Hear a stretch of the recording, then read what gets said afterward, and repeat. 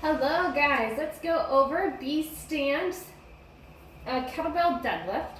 This is a great way to work towards, this is how I progress my clients along. We do regular deadlift, then we go into B stance deadlift, then we go into staggered stance deadlift, then we work towards the hardest, our single leg deadlift. So this is a great way too if you just feel like you're not getting your good hinge movement in one leg versus the other, or you're not feeling a good stretch in that one hamstring on one side. This is a great way you can practice almost a single leg movement of the deadlift, but not quite, to where not as much balance is getting involved. So you can really focus on like, okay, what is my form? Am I feeling, getting a good mind-body connection going? So go ahead and grab, you can also do this with a dumbbell. I have a kettlebell. Go ahead and grab a lighter kettlebell, because again, it is mimicking close to single leg movement, so we don't need as much weight. And then I'm going to give you a front view and a side view. So first, B stance, feet are just going to be, one foot is going to be in front of the other, and that back foot is not going to be far back like here. It's just going to be kind of toes in line with your heel of your front foot. You could think of that. Then the weight, whatever weight we're using, the weight is going to be on the outside of the foot that is in front of us. And then from here, I'm going to slide my hips back. My chest stays tall. I want to make sure my knees don't knock in or out as well. So I want to keep those knees in line with the toes. That's also a tricky part of this move, but very good, challenging, because we need our knees to stay in line with our toes for a single leg deadlift.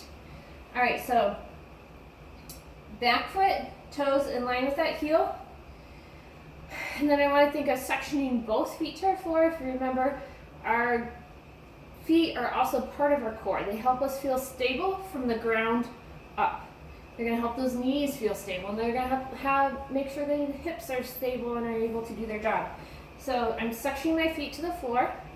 Again, I'm going to slide my hips back like someone's karate chopping me here. And then from here, I'm going to hold the kettlebell. Again, and then I want you to think of squeezing an orange in your armpits. It's going to help engage your lats to make sure we're not using your low back to bring the weight up off the floor. We're using our legs that we're trying to work towards using here.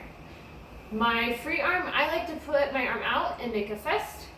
So from here, I'm hinged, chest tall, orange in my armpit,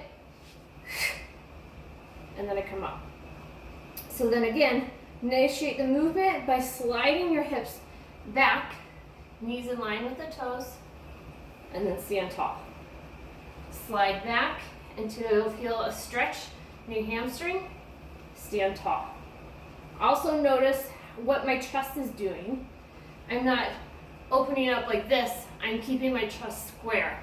So again, this is a great core exercise as well, because trying to keep those hips nice and square as we do this. Whew, I already feel my hammy. Nice stretch, stand nice and tall. I want to make sure that my legs are doing the move, are working to get the weight up off of the floor, not my low back. All right, so now side view. Look like this, because I also want you to be aware of what is your shin angle doing. Sometimes when my clients do single leg deadlifts or deadlifts and I tell them slide their hips back, sometimes they slide their shins back too, where we want to keep them straight up and down. So to do that, I tell them, again, feet in our B stance position, my back foot, toe in line with the heel, and just like 2 inches apart from each other. I'm sectioning my feet to the floor. I'm going to start with a slight bend in my knee. That's going to help me make sure that I'm not sliding my shin back when I'm doing this. So slight bend in the knee. I'm going to slide my hips back, orange in my armpit, and stand tall. So again, slight bend in that knee, suction my feet to the floor, start the movement by sliding my hips back until I feel a nice stretch in my hamstring, and then I stand tall. Again, slide my hips back, stand tall, slide my hips back, shin is staying nice and up and down and upright, and stand tall.